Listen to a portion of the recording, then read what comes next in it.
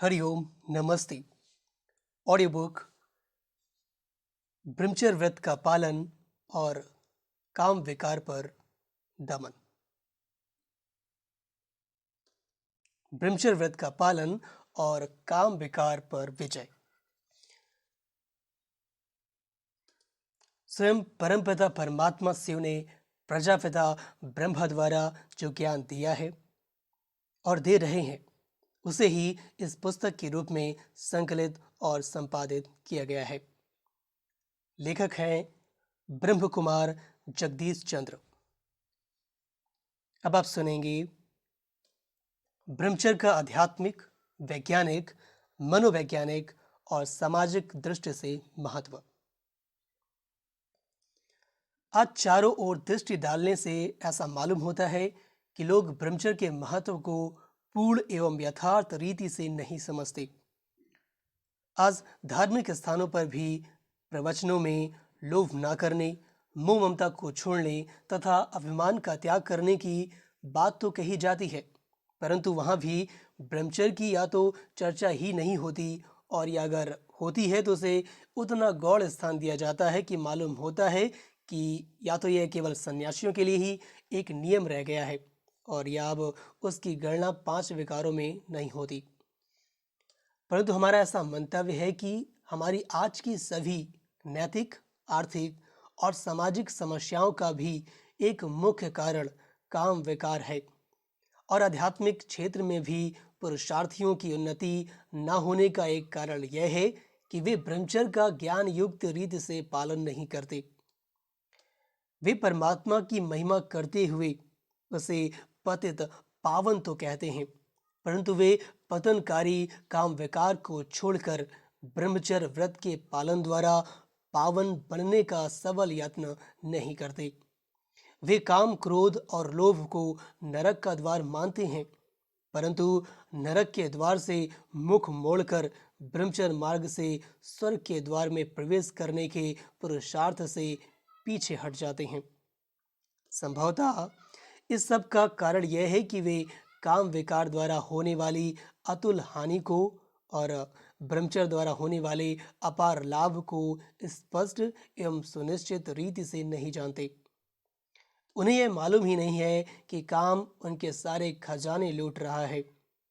न उन्हें यह पता है कि अब इस जन्म के शेष थोड़े से वर्षों के लिए भी ब्रह्मचर्य व्रत का पालन करने से उन्हें हथेली पर स्वर्ग का स्वराज्य मिल सकता है। नहीं नहीं, ईश्वरीय आनंद की चाबी उनके हाथ लग सकती है, और प्रभु जिसे वे प्यार करते हैं कि वे प्रेम पात्र बनकर जीवन को धन्य कर सकते हैं। अब आप सुनेंगे वैज्ञानिक, मनोवैज्ञानिक, ऐतिहासिक, आर्थिक, सामाजिक और नैतिक पहलुओं से ब्रह्मचर्य पर विचार।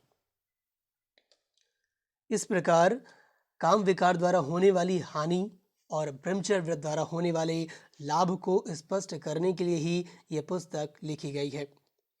इसमें हमने आध्यात्मिक एवं नैतिक दृष्टिकोण के अतिरिक्त आज की परिस्थिति में सामाजिक एवं आर्थिक दृष्टिकोण से भी ब्रह्मचर्य के महत्व को दर्शाया है, और शरीर विज्ञान, आयुर्विज्ञान अथवा चिकित्सा विज्ञान के मंतव्य भी पाठकों के लाभार्थ प्रस्तुत किए हैं। पुस्तक के प्रारंभ में हमने साधुओं, संतों, महात्माओं, भक्तों, आचार्यों, ऋषियों और मुनियों के वचनों को भी संग्रहित किया है, ताकि ब्रह्मचर्य संबंधी इन वचनों को एक साथ पढ़कर धार्मिक दृष्टिकोण वाले जिज्ञासु को प्रेरणा मिले। हमने ब्रह्मचर्य के विषय में मनोवैज्ञानिक पक्ष की भी थोड़ी चर्चा की है, और इतिहास से कुछ उदाहरण प्रस्तुत करके भी स्पष्ट किया है कि काम विकार ने कैसे बड़े बड़े व्यक्तियों, देशों और सभ्यताओं को मलियामेट किया है। हमने यह देखा है कि कुछ लोग शरीर विज्ञान के आधार पर वासना भोग को स्वाभाविक मानते हैं। दूसरे कुछ लोग इसे परमात्मा द्वारा रची सृष्टि में अनादिकाल से चला आता हुआ एक सांसारिक विधान मानते हैं। अन्य कुछ लोग मनोवैज्ञानिक दृष्टिकोण से वासना को मनुष्य की मौलिक प्रवृत्तियों में गिनते हैं, और वे इसके त्याग को हानिकर समझते हैं। ऐसे भी लोग हैं जो वासना को ही प्रेम की संज्ञा देते हैं और इसके बिना जीवन को शुष्क तथा निरस मानते हैं। इन सब के अलावा बहुधा लोग यह भी प्रश्न उठाते हैं कि यदि इसे विकार मानकर छोड़ दिया जाए तो फिर सृष्टि कैसे चलेगी। फिर कुछ लोग ऐसे भी हैं जो वासना भोग को मर्यादा अथवा सीमा देने के पक्ष में तो हैं, परंतु वे इसका पूर्णतः बहिष्कार करने की बात से सहमत नहीं होते। हमने इस पुस्तक में इन सभी प्रकार के लोगों के विचारों को सामने रखकर ऐसी शंकाओं का निवारण करने का यत्न किया है। हमारे विचार में यही इस पुस्तक की विशेषता भी है और उपयोगिता भी। हम इस पुस्तक में कुछ और बातों पर भी प्रकाश डालना चाहते थे। उदाहरण के तौर पर कई ग्रंथों में यह जो लिखा है कि देवता भी ब्रह्मचर्य का पालन नहीं कर सके और कि शंकर भी मोहिनी रूप को देखकर विचलित हो गए और श्री कृष्ण की 16,108 रानियां थी। ऐसे आख्यानों की चर्चा करके हम ये बताना चाहते थे कि ये नितांत मिथ्या है, परंतु स्थान अभाव के कारण हमने इस विषय को छोड़ दिया है।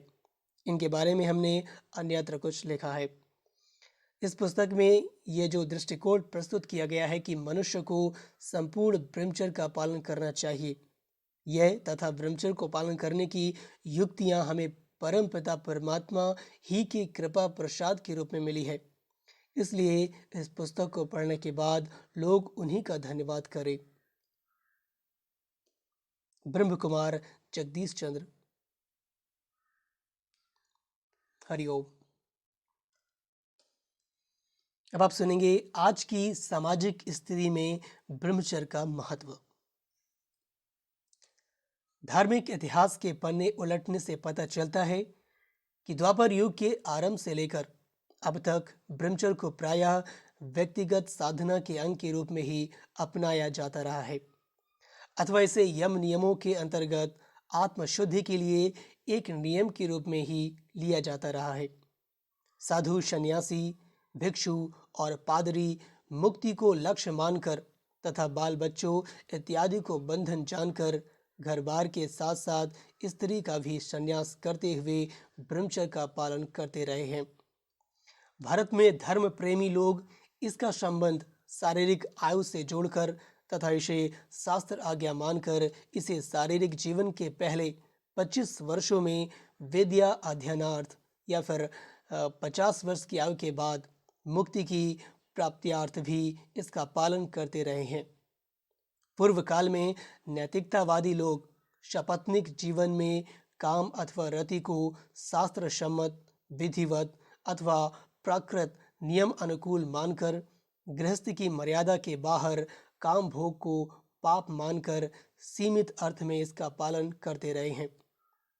परंतु देश विदेश में लोग, सरकारें, शिक्षा संस्थाएं, समाज शास्त्री वर्ग तथा स्वास्थ्य संबंधी सेवाओं में जुटे व्यवसायी यानी कि डॉक्टर इत्यादि इसके सर्वांगीण महत्व को यथोचित रीति से नहीं जानते अथवा जानते हुए भी इससे पूरा लाभ नहीं लेते। पुनश्च जबकि आज जनसंख्या में तीव्र गति से वृद्धि हो रही है, उसकी रोकथाम के लिए भी अर्थात सामाजिक संकट के निवारण के लिए भी इसे नहीं अपनाया जा रहा। योग और ब्रह्मचर्य की सामाजिक जीवन में उपेक्षा। योग को ही पहले केवल ईश्वर अनुभूति ही का एक साधन मानकर सामाजिक जीवन में उसकी उपेक्षा की जाती रही है, परंतु अभी पिछले 25-50 वर्षों में लोगों का इस ओर कुछ ध्यान गया है कि योग अभ्यास और इसके अंतर्गत मानसिक एकाग्रता, मनन चिंतन इत्यादि ऐसे साधन हैं जिनसे मनुष्य का मानसिक संतुलन बना रहता है और उससे उसे मानसिक शांति मिलती है और इसके फलस्वरूप पारिवारिक एवं सामाजिक जीवन संवरता है। तथापि वर्तमान काल में जनसंख्या की समस्या, जिसके साथ ही बेरोजगारी, अन्य समस्या, शिक्षा एवं स्वास्थ्य क्षेत्र में प्रगति, कानून की स्थिति इत्यादि की समस्याएं भी जुटी हुई हैं, को सुलझाने के लिए ब्रह्मचर्य को महत्व नहीं दिया जा रहा है। सरकार संतति निरोध के लिए लोगों को कृत्रिम साधन तथा डॉक्टरी सुविधाएं देती है और उसके लिए वह परिवार नियोजन केंद्रों, डॉक्टरों तथा कृत्रिम प्रसाधनों पर करोड़ों रुपए भी खर्च कर दी है और संतति निरोध के लिए आर्थिक प्रोत्साहन भी देती है। परंतु सच तो यह है कि यदि वे इतना धन और इतनी जनशक्ति ब्रह्मचर्य के लाभों के बारे में लोगों को शिक्षित करने में खर्च करे तो देश का बहुत ही कल्याण हो सकता है। यही विधि स्वाभाविक एवं सात्विक भी है। संत विनोबा भावे तथा अन्य उच्च कोटि के आध्यात्मिकवादी लोगों का यह कहना है कि कृत्रिम साधनों को अपनाने से यद्यपि संतति निरोध हो सकता है, तथापि इससे हमारे देश के लोग निस्तेज होते हैं। उनकी शारीरिक शक्तियों का क्षय तो होता ही है और उनमें वासना और भी अधिक प्रबल होती है, क्योंकि अब वे संतान की उत्पत्ति और उससे बढ़ने वाली जिम्मेवारी से अपने को सुरक्षित अनुभव करते हुए विषय भोग को सुख का साधन मानकर उसकी ओर और भी ज्यादा प्रवृत्त होते हैं। कई लोग तो वेश्यावृत्ति के वशीभूत होकर कृत्रिम साधनों का प्रयोग करके पर स्त्री गमन करते हैं और स्त्रियों में भी पतिव्रत भंग करके वासना भोग की प्रवृत्ति बढ़ती है। आज पश्चिमी देशों में ऐसा ही हो रहा है, परंतु इधर भारत देश भी पश्चिमी संस्कृति का अंधा अनुकरण कर रहा है। इसके परिणाम स्वरूप नैतिक मर्यादाएं टूटती जा रही हैं और मनुष्य विलासता प्रिय होता जा रहा है तथा बहुत तीव्र गति से भोग के साधनों का रसिया बनता जा रहा है। फिर जैसे कि गीता में कहा गया है, काम से मनुष्य में क्रोध पैदा होता है और क्रोध से ही मनुष्य की बुद्धि भ्रमित हो जाती है। यदि इस दृष्टिकोण से देखा जाए तो आज समाज में जो हिंसात्मक आंदोलन है या उग्रतावादियों द्वारा तोड़फोड़ है, उसका मूल कारण भी मनुष्य में ब्रह्मचर्य के पालन का अभाव है, कमी है। अतः अच्छा होगा यदि आज सरकार और समाज सेवी भी सामाजिक तथा देशीय समस्याओं को सुलझाने के लिए ब्रह्मचर्य के महत्व को समझें।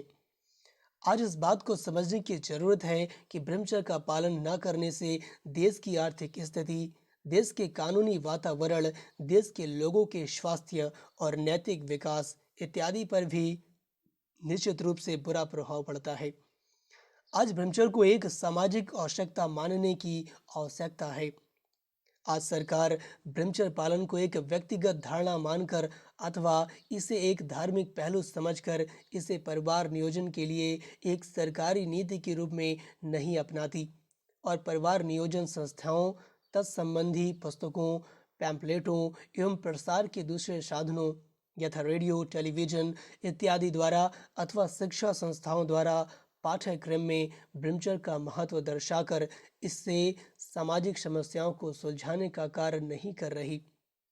हमारा विचार यह है कि यदि इन सभी उपलब्ध साधनों द्वारा सरकार ब्रह्मचर्य के विभिन्न पहलुओं के मुख्य लाभों से जनता को परिचित कराए तो देश का बहुत ही कल्याण होगा। वे विभिन्न पहलू और उनके अंतर्गत होने वाले लाभ निम्न हैं। व्यक्तिगत जीवन में लाभ। पहला लाभ है शारीरिक। इसमें यह समझाया जा सकता है कि ब्रह्मचर्य हमारे स्वास्थ्य के लिए कितना लाभदायक है। ब्रह्मचर्य का पालन करने वाले व्यक्ति का शरीर कई प्रकार के रोगों से बचे रहने में सक्षम होता है। ब्रह्मचर्य से मनुष्य की शारीरिक शक्ति, कार्य क्षमता तथा कार्य उत्साह भी बढ़ता है और उसके फलस्वरूप उसमें आशावादिता, प्रसन्नता, सहिष्णुता, धैर्य इत्यादि सद्गुण पनपते हैं। आज मनुष्य ब्रह्मचर्य के इस महत्व को पूरी तरह न जानने के कारण तेजोभंग होता रहता है और स्खलन के कारण उसका शरीर रोगों का घर बना रहता है। ईश्वर दर्शन के बजाय वह डॉक्टर दर्शन ही करता रहता है और अमृत पान करने की बजाय दवा पान में ही लगा रहता है। शारीरिक शक्ति को नष्ट करके वह बुढ़ापे का आह्वान करता है, उसे बुलाता है और कमजोरी अनुभव करने के कारण विटामिन, पौष्टिक पदार्थ या शराब कबाब की ओर भागता है। शक्ति के खजाने को गवाकर फिर उसे भरने के लिए खर्च करता है और उस बढ़े हुए खर्च को पूरा करने के लिए भ्रष्टाचारपूर्ण तरीकों से धन इकट्ठे करने का यत्न करता है। इस प्रकार वह एक कुचक्र में फंस जाता है। जैसे पानी का बांध बांधने से उस द्वारा बिजली पैदा करके देश की उत्पादन शक्ति बढ़ती है और पानी भी देहातों को डुबोने की बजाय खेतों को हरा भरा करके देश को समृद्धशाली बनाने के रचनात्मक कार्य में काम आता है।